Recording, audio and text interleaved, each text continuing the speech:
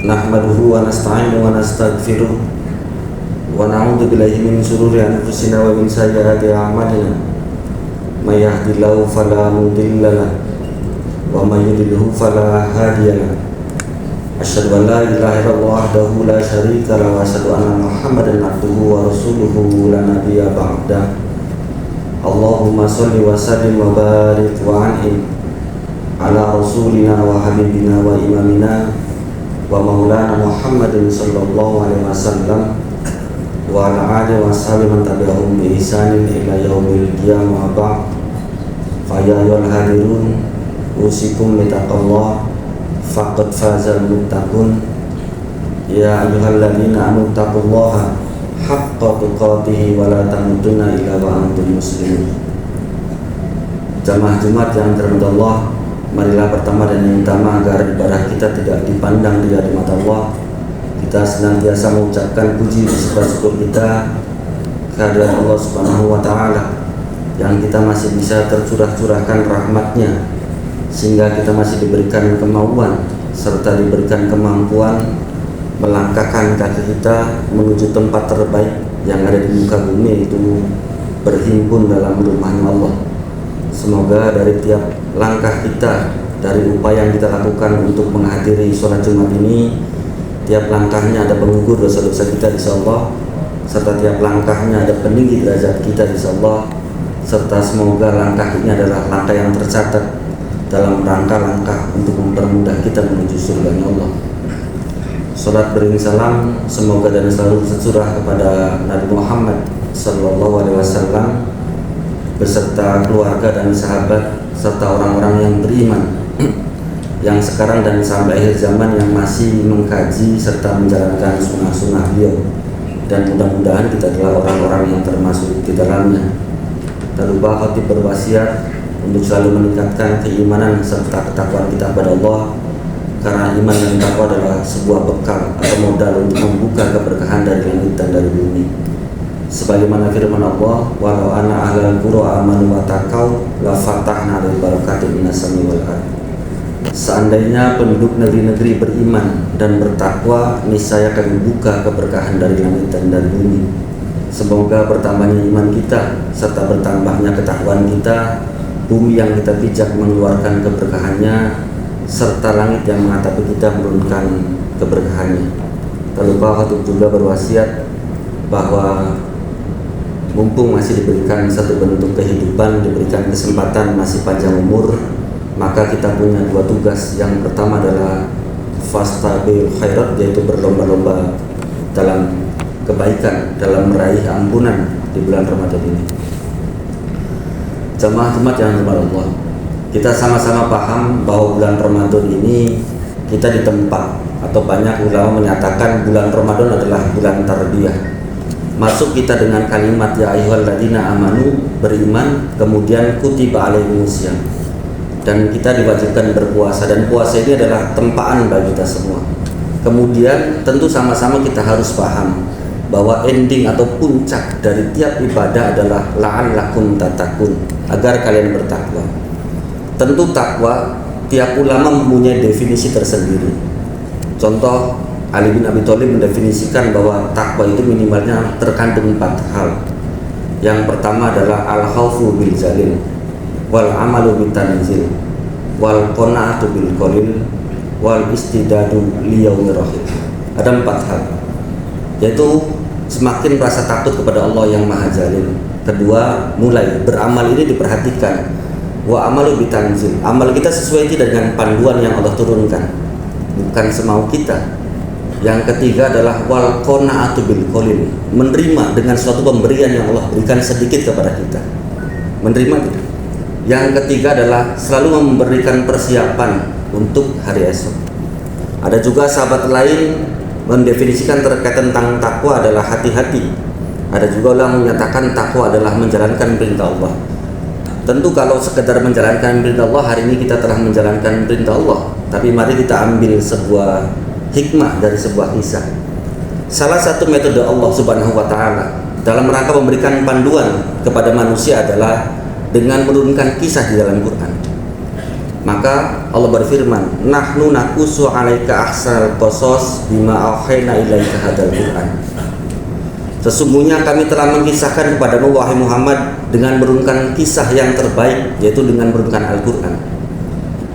Dalam Quran banyak diberikan peringatan, dan tentu sama-sama kita paham bahwa Quran adalah panduan hidup bagi kita semua. Tapi ada salah satu metode Allah memberikan panduan atau petunjuk kepada manusia adalah dengan menurunkan kisah. Dan dari kisah-kisah itu, maka ulama tafsir memberikan penjelasan. Karena begitu besarnya terkait tentang pengajaran masalah kisah, maka dari 30 juz Quran ini, sepertiga dari Quran isinya adalah terkait tentang kisah. Hampir di tiap juz kita dapati terkait tentang kisah. Bahkan kalau kita berkaca dari umul kitab, yaitu ibunya kitab atau disebut Al-Fatihah, maka sudah diberikan kisah terkait tentang 3 kisah kelompok. Yang pertama adalah kisah orang-orang yang diberikan nikmat, siratal ladzina an'amta 'alaihim. Siapa orang-orang yang diberi nikmat? Minan nabiyyin, yaitu kelompok para nabi, wasiddiqin, orang-orang yang benar, wasuhada, yaitu orang-orang yang mati di jalan Allah. Yang keempat adalah wassolihin. Itu pertama. Kesimpulan dari isi Quran terkait tentang kisah, minimalnya mengkisahkan terkait tentang 3 kisah. Yang pertama adalah kisah orang-orang yang diberikan petunjuk atau orang-orang yang diberi nikmat. Yang kedua adalah ghairil maghdub, yaitu kisah orang-orang yang dimurkai oleh Allah. Dan yang ketiga adalah waladhdallin, yaitu orang-orang yang tersesat. Maka pasti setiap kita baca kisah, pasti dari kisah itu ada pelajaran terkait tentang 3 hal. Kalau tidak orang yang diberi nikmat, pasti orang yang dimurkai. Kalau bukan orang yang dimurkai, pasti adalah orang yang tersesat. Karena itu adalah simpul daripada isi Quran. Dan kalau kita berkaca terkait tentang kisah-kisah yang dalam Quran, maka orang yang berakal punya tugas. Laqad kana lakum fi qasasihim ibratan li ulil albab. Dalam kisah-kisah mereka terdapat pelajaran bagi orang-orang yang berakal. Tentu tatkala Allah berikan panduan berupa Quran, dalam Quran diberikan kisah, maka tugas kita adalah mengambil ibrah, mengambil pelajaran dari kisah tersebut. Maka izinkan pada kesempatan kali ini khotib berkisah terkait tentang mengambil hikmah dari kisah 2 putra Adam, sebagaimana difirmankan dalam Quran surat Al-Maidah ayat yang ke-27. Watlu alaihim naba abnai Adam bil haq. Dan kisahkanlah dengan benar terkait tentang kisah 2 putra Adam. Dalam kitab-kitab tafsir maka kita akan dapati dalam tafsir Ibnu Katsir, begitupun dalam tafsir Imam At-Tabari, di sana dinyatakan bahwa 2 putra Adam ini bernama Qabil dan bernama Habil. Qabil ini adalah anak pertama dan Habil ini adalah anak kedua. Dan ternyata Habil Qabil ini mereka punya pekerjaan, dan pekerjaan mereka cuma 2. Habil pekerjaannya adalah seorang peternak dan Qabil pekerjaannya adalah seorang petani. Zaman dulu awal mula ada manusia tidak ada pekerjaan yang lain, cuma 2 itu. Kalau tidak bertani ya beternak. Pertambangan belum ada, perminyakan belum ada, yang jadi driver belum ada, jadi satpam belum ada. Cuma 2 hal itu dikembangkan, belum tereksplor terkait tentang kegiatan-kegiatan yang lainnya. Qabil bekerja selaku seorang petani, Habil bekerja selaku seorang peternak. Setelah mereka berdua bekerja, kemudian menghasilkan beberapa hasil. Kemudian dalam kisah tersebut id qoroba kurbanan. Tatkala sudah pada kondisi dewasa, mereka menemui kesuksesan dalam tiap usahanya, maka diujilah dengan perintah id qoroba kurbanan. Mereka berdua disuruh berkurban. Tentu dalam kisah itu ada yang menyatakan, ulama mufassir menyatakan bahwa merebutkan terkait tentang saudari daripada si Qabil ini. Tapi lepaskan itu dulu, kita ambil hikmah terkait tentang definisi takwa menurut dari kisah ini.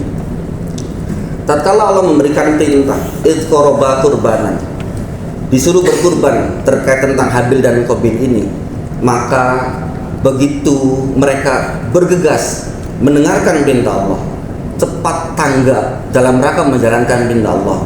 Qabil begitu tanggapnya, merespon perintah yang datang dari Allah. Habil pun demikian, sama-sama. Tapi ada sebuah perbedaan. Tatkala Habil memberikan terkait tentang persembahan atau kurban, itu adalah dengan sesuatu yang terbaik, ternak yang paling terbaik, yaitu domba. Sedangkan si Qabil, dia pun sama, berkurban, tapi berkurban dengan yang terjelek. Maka ulama menyebutkan si Qabil ini berkorban dengan sarrumali, dengan harta yang buruk. Sedangkan si Habil berkorban dengan khairumali, dengan harta yang baik.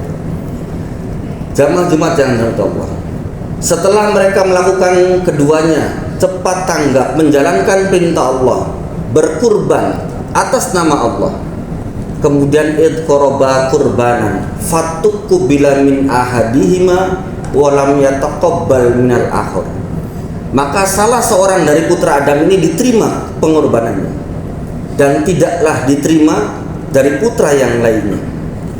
Dan sama-sama kita tahu, ternyata dalam kisah itu, ternyata yang diterima adalah kurbannya Habil, yaitu yang mempersembahkan terbaik. Sedangkan kurbannya Qabil tidak diterima. Mari sama-sama kita ambil pelajaran terkait tentang dari kisah ini. Yang pertama, ternyata si Qabil ini punya prinsip dalam hidupnya. Jangan-jangan kita terjangkit prinsip ini. Prinsip Qabil adalah sebesar-besarnya, sekecil-kecilnya pengorbanan, sebesar-besarnya keuntungan.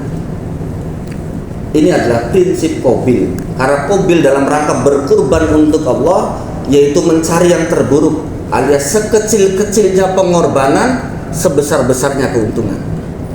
Sedangkan si Habil punya prinsip untuk mendapatkan hasil yang terbaik, maka harus mempersembahkan sesuatu yang terbaik pula. Habil dan Qabil sama-sama menjalankan perintah Allah, bukan tidak menjalankan perintah Allah. Tapi irilah terkait tentang si Qabil ini, karena ternyata kurban si Habil ini yang diterima. Tapi yang paling menarik, Allah menutup ayat ini atau kisah daripada Habil dan Qabil ini adalah dengan qala innama yataqabbalallahu minal muttaqin. Sesungguhnya Allah menerima amalan dari orang-orang yang bertakwa. Ternyata yang Allah terima di antara Habil dan Qabil adalah yang bertakwa. Tapi mari sama-sama kita perhatikan, Habil menjalankan perintah Allah, Qabil pun menjalankan perintah Allah, sama-sama menjalankan perintah Allah, sama-sama berkurban, sama-sama ingin diterima amalnya, sama-sama ingin mendapat hasil yang terbaik, tetapi berbeda yang dipersembahkan. Dari kisah ini disimpulkan bahwa definisi takwa adalah mempersembahkan yang terbaik untuk mendapatkan yang terbaik. Kalau kita ambil kisah dari kisah putra Adam ini, maka mari kita ambil pelajarannya di momentum Ramadan ini. Apakah kita punya prinsip seperti seorang Habil, atau kita punya prinsip seorang Qabil dalam rangka menghabiskan Ramadan ini? Kalau kita punya prinsip seperti Habil, maka kita ingin menghabiskan Ramadan ini mempersembahkan yang terbaik, infak yang terbaik, puasa yang terbaik, qiyamul lail yang terbaik, amal-amal soleh yang terbaik di bulan Ramadan ini. Karena la'allakum tattaqun, agar menjadi orang-orang yang bertakwa. Atau kita akan menghabiskan Ramadan ini seperti Qabil, mempersembahkan yang terburuk, amalan-amalan yang biasa saja. Bahkan Nabi memberikan isyarat, banyak orang yang menjalankan saum yang didapat hanya lapar dan dahaga saja. Mungkin beramal.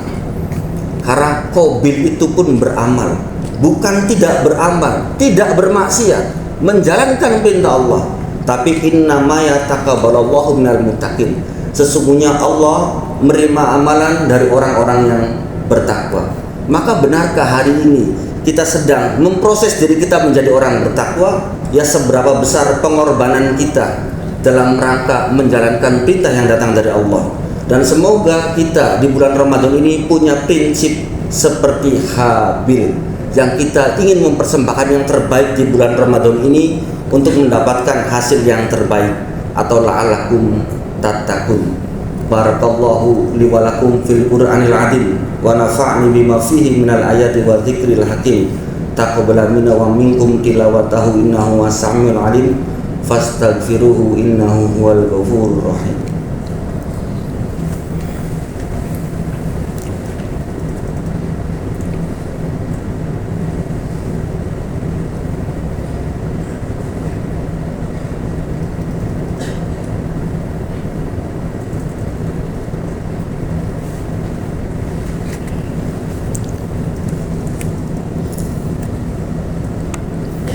Alhamdulillahilladzi anzala sakinata fi qulubil mu'minina liyazdadu imanan ma'a imanihim walillahi junudus samawati wal ard wa kana Allahu aliman hakima. Asyhadu an la ilaha illallah wahdahu la syarika lahu wa asyhadu anna Muhammadan abduhu wa rasuluhu la nabiyya ba'da. Allahumma shalli ala Muhammadin wa ala ali Muhammad kama shallaita ala Ibrahim wa ala ali Ibrahim innaka Hamidum Majid. Innallaha wa malaikatahu yusholluna 'alan nabi ya ayyuhalladzina amanu shallu 'alaihi wa sallimu taslima. Allahumma sholli ala Muhammad wa ala Muhammad kama shallaita ala Ibrahim wa ala Ibrahim innaka Hamidum Majid. Allahumma ighfir lil muslimina wal muslimat wal mu'minina wal mu'minat al ahya'i minhum wal amwat innaka qaribun mujibud da'wat ya qadiyal hajat. Rabbana zalamna anfusana wa illam taghfir lana wa tarhamna lanakunanna minal khasirin. Rabbana la tuzigh qulubana ba'da idh hadaitana wa hab lana min ladunka rahmah innaka antal wahhab. Rabbana ighfir lana wa liwalidina wa lil mu'minina yauma yaqumul hisab. Allahumma arinal haqqa haqqan warzuqna ittiba'a wa arinal batila batila warzuqna tinaba. Allahumma sallimna wa sallim dinana wa sallim ajsadana wa sallim amwalana min bala'id dunya wa adzabal akhirah. Allahumma taflan abwabal quwwah abwabal khair abwabal rizq abwabal ni'mah abwabas salamah abwabas saha abwabal jannah. Allahumma ij'alna laka zakirin laka syakirin laka awwabin laka mukhbitin. Rabbana hab lana min azwajina wa dzurriyyatina qurrata a'yun waj'alna lil muttaqina imaman. Rabbana atina fid dunya hasanah wa fil akhirati hasanah wa qina adzabannar walhamdulillahi rabbil alamin. Ibadallah, innallaha ya'muru bil 'adli wal ihsani wa ita'i dzil qurba wa yanha 'anil fahsya'i wal munkari wal bagyi ya'idzukum la'allakum tadhakkarun wa la dzikrullahi akbar.